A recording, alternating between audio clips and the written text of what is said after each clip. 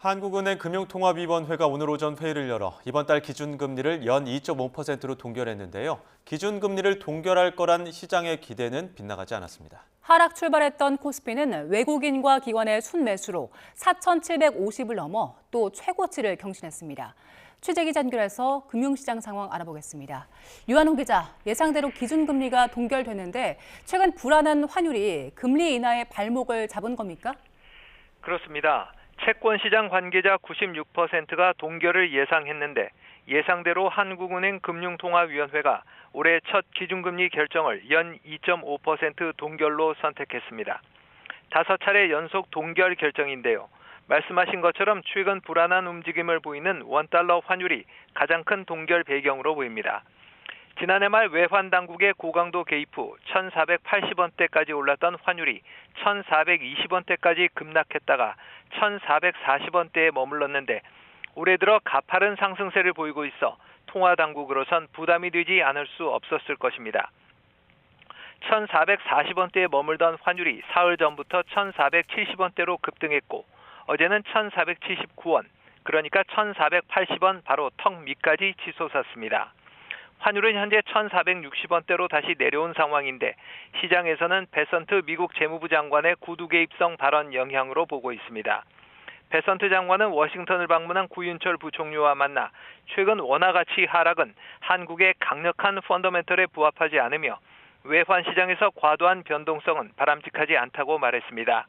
한은 금통위로서 자칫 기준금리를 내렸다가 진정된 환율이 다시 상승하는 상황을 피하려 했을 것으로 보입니다.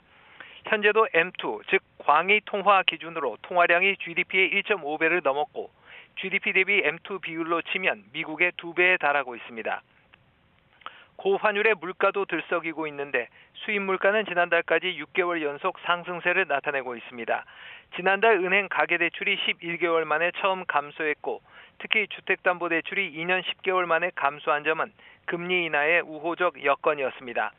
다만 수도권 핵심 지역에서 집값 상승 기대가 여전히 높고 비규제 지역 가격이 회복세라서 안심할 수는 없었을 것으로 보입니다. 한은 금통위는 의결문에서 수도권 주택가격 및 가계부채, 높은 환율 변동성 등 리스크가 여전한 상황이라며 향후 통화 정책은 물가 흐름과 금융 안정 상황 등을 면밀히 점검해 결정하겠다고 밝혔습니다. 네, 증시 관련 소식도 보겠습니다. 9일 연속 최고치 랠리를 기록 중이었는데 코스피가 오늘도 최고치를 경신했다고요? 네, 코스피가 0.3% 내린 4,710으로 출발했지만 상승세로 전환해 4,750을 넘어 장중 최고치를 경신했습니다. 외국인이 5거래일 연속 순매도를 하다가 오늘은 순매수로 돌아서 기관과 함께 지수 상승을 이끌고 있습니다. 장 초반에는 3거래일 연속 순매도했던 개인이 순매수로 돌아서 지수 상승을 이끌다 외국인과 기관이 바통을 이어받았습니다. 현대차는 하락 출발했지만 상승 전환하면서 3% 이상 급등해 또 사상 최고가를 기록했습니다. 삼성전자는 14만 원대, SK하이닉스는 73만 원대에서 약세를 보이고 있습니다. 반면 한화 에어로스페이스, HD현대중공업, 한화오션 등 방산과 조선주는 3% 이상 오르는 등 강세입니다. 뉴욕 증시에서 이란에 대한 미국의 군사 개입 가능성의 기술주가 하락했는데 우리 증시도 이런 영향을 받는 것으로 보입니다. 코스닥은 0.2% 내린 940으로 개장해 소폭의 하락세를 나타내고 있습니다. 외국인과 기관이 순매수이지만 개인이 순매수를 하면서 지수가 하락하고 있습니다. 원달러 환율은 1,465원으로 출발해 1,468원까지 오르는 등 상승세입니다. 어제와 비교해 10원 이상 내려온 셈인데 1,460원대에서 서서히 수위를 높이고 있어서 시장은 긴장감을 늦추지 않고 있습니다. 지금까지 YTN 유환홍입니다.